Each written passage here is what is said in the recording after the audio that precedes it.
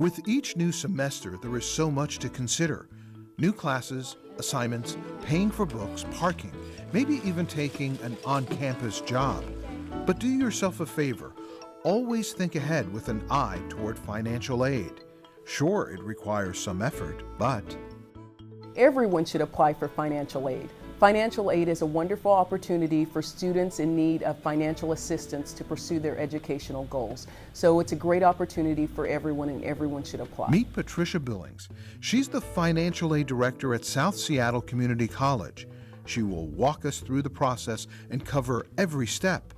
First, let's touch on the many kinds of financial aid you may be qualified to receive. So there are many types of financial aid. Commonly, there is grant aid. There are federal grants, state grants, and institutional grants. But grant aid is usually aid that doesn't have to be paid back as long as you complete your classes. Then there are loans, so that's money that you borrow from the federal government that has to be repaid, and sometimes the interest is accrued while you're in school, and sometimes it is not. Then there's work study, which is money that you can earn while you're going to school to help supplement the cost of your education. And also there are scholarships, which is funding that you can apply for separately, but sometimes is awarded out of the financial aid office, which is similar to grant aid. You're not expected to pay it back, but usually you have to go through a process to earn scholarship funding. Now a look at some of the numerous forms and their funny names. With some explanation, you'll see it's really a very straightforward process. Financial aid can be perceived as very complicated, but the financial aid office can help simplify the process and explain all the acronyms that don't readily make sense to the general public, such as FAFSA, which is the free application for federal student aid, which all schools use to determine a student's eligibility for financial aid. And while the FAFSA is the first and most important form to fill out, there are other funny names that may apply to you. So there's SAP, which is SAP, Satisfactory Academic Progress. So that's the process that the financial aid office uses to make sure that you're maintaining the proper grade point average and completing all the credits necessary for your program.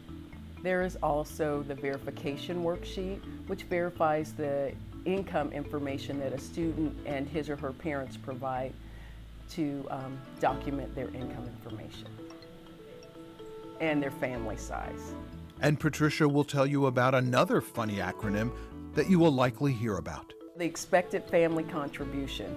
So the EFC is determined by the federal formula when you complete the FAFSA application. And the EFC, the number essentially means the amount that you're expected to contribute towards the cost of your education. And so that EFC is subtracted from the school's cost of attendance, and that determines your unmet need, which is the amount of money the school can award you in financial aid. Let's talk for a moment about filing status. Are you considered a dependent student or an independent student? That status will affect which verification worksheet you choose. Students are considered independent for FAFSA if they are married, have children they support, are over the age of 24, or active duty in the military. There are some exceptions, so be sure to check with the financial aid office on this. If you are considered independent, you will not be required to submit parental information. If you are considered dependent, you will be required. These determinations, by the way, are separate from tax law. There are some other educational and tax-related forms which may affect you. Students are required to submit a variety of documents, include beyond tax forms. Sometimes they're required to submit W-2 forms if the income information is inconsistent or they didn't file taxes.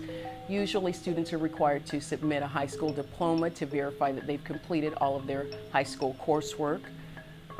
Traditionally, they'll have to submit transcripts from other schools they've previously attended, depending on the school's satisfactory academic progress standards.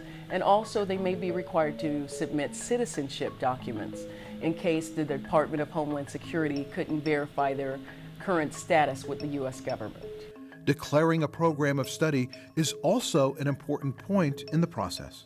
Students must always declare a program of study with the financial aid office in order to receive financial aid funding. So if you're undecided, you always want to check back in with the financial aid office to know what you're planning to study at your school to ensure that it's eligible for financial aid funding. The financial aid office often sees students face difficulties if they decide to drop a class or maybe even change educational directions. As long as you communicate your intentions, you could be just fine. Just contact those in the know. Also, students sometimes change their program of study without notifying the financial aid office. Usually, financial aid offices have guidelines when it comes to your program of study and what you're allowed to study when you're on financial aid. So now that you know about some of the forms and information required, you may have some other questions, and we've got the answers. Is it better to apply online or on paper? When it comes to the financial aid application itself, the generic FAFSA, the Department of Education is encouraging everyone to apply online. What this form is a worksheet so that you can transfer the information easily once you've completed it online. The Department of Education doesn't generally send the schools paper applications anymore. They're moving to an automated online process because at least 90% of the applicants are applying online. So they're trying to save resources and redirect students to the online application. In terms of educational institutions, many of the two-year schools still have paper forms that you're required to submit. They cannot usually be submitted online or electronically. On the other hand, four-year universities sometimes have the option where you can submit your forms electronically. So you would always want to check in with the school you're planning to attend. The benefit of online versus paper is simple. If everything is completed accurately and the student and parents have their PIN numbers to sign the application, then processing time is reduced by a couple of weeks. A PIN, or personal identification number, is a 4-digit code much like an ATM PIN that verifies your identity by allowing you to provide an electronic signature instead of submitting a form with a signature by mail. A PIN number is required for the student applying for aid, and for dependent students, a PIN number is required for one of their parents. So here are the websites you need to know about. Take a good look, write it down. If you should be directed to a different website, beware if there's a request to pay money. That is not part of the process. Applying for financial aid is always free. If you want to request your PIN number in advance, it's easy. You'll find everything you need on this website. Let's go over a few important tips. 1. Always apply early. The application comes out on January 1st each year. The earlier you apply, the better your chances of receiving aid. 2. Make sure you read everything twice, which ensures consistent information. 3.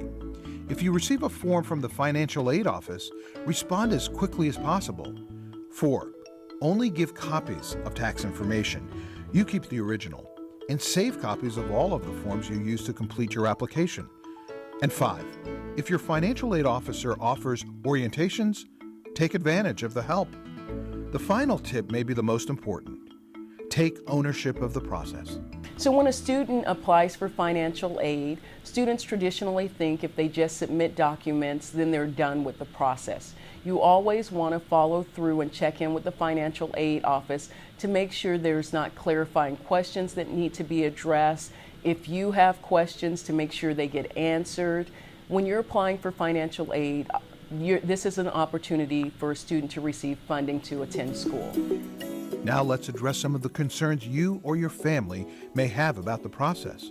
First of all, when a student's applying for financial aid, usually a lot of delicate information will be requested from the student.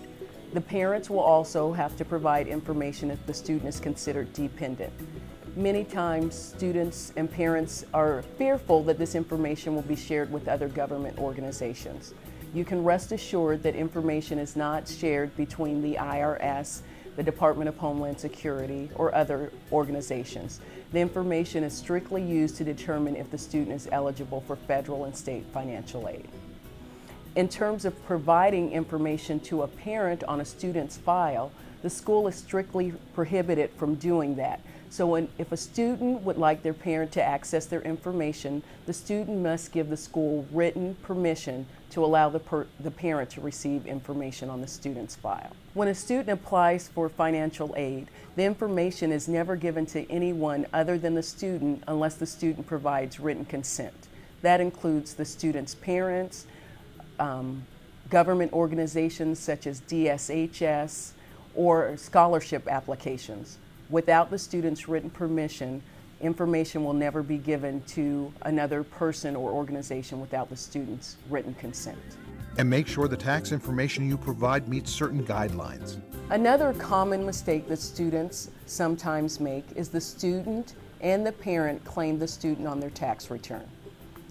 While IRS and financial aid laws are different, if a student was claimed by both the parent and the student on their tax return, the financial aid office will require one of the tax returns to be amended before processing the financial aid application. It's very important to make sure there's no conflicting information on the different forms. If there is conflicting information, your file immediately stops being reviewed and a request is sent to you to request additional information. Once you return that additional information to clear up the conflicting information, then your file will be reviewed after the students that have already had a completed file. So it stops the application process. So by all means, you want to make sure that the information you're providing is consistent and accurate on all forms and documents. If you're an eligible non-citizen or permanent U.S. resident, a couple of important facts could affect you.